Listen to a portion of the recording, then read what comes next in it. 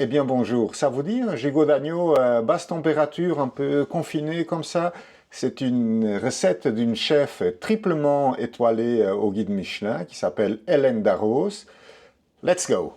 Hélène Darroze vient du Pays Basque et elle cuisine non pas à l'huile d'olive comme au Portugal par exemple, mais essentiellement avec de la graisse de canard. Et je vais commencer par faire dorer mon gigot à la graisse de canard. Et voilà, il ne reste plus qu'à le mettre à dorer. C'est lourd. Voilà.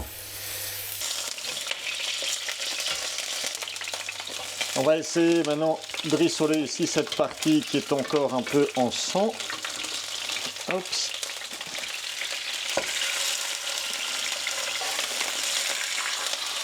Et voilà, mon gigot d'agneau est maintenant un peu scellé, caramélisé. Je ne sais pas très bien comment dire. Et on va le réserver. Aïe, c'est chaud.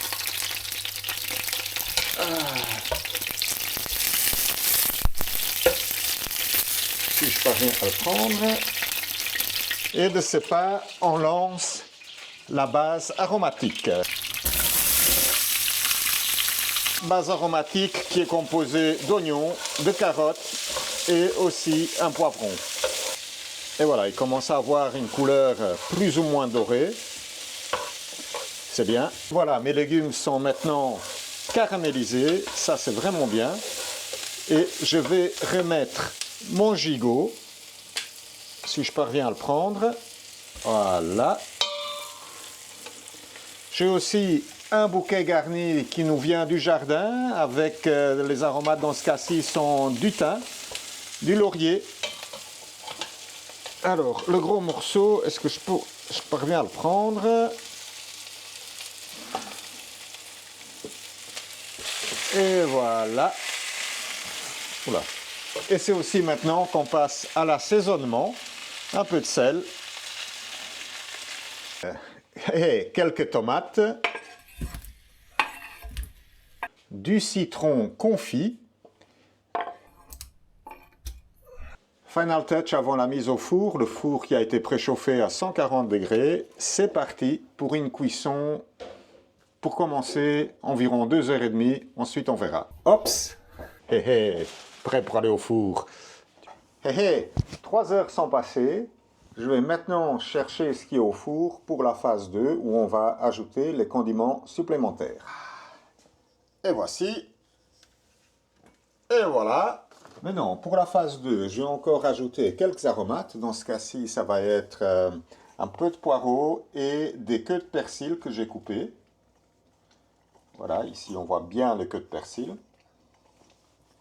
On va mélanger et en profiter pour arroser un peu la viande avec le jus de cuisson. Je rajoute au niveau épices un peu de cumin.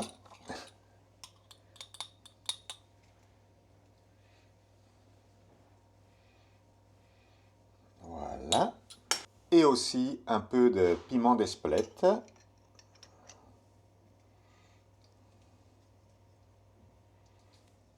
Les patates. Quelques olives. Et pour finir, des tomates cerises.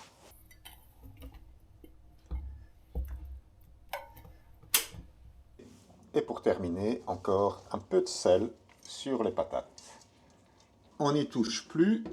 Maintenant, ça va au four pendant encore environ 2 heures, 3 heures. Et on n'y touche plus jusqu'au moment où ça va à table.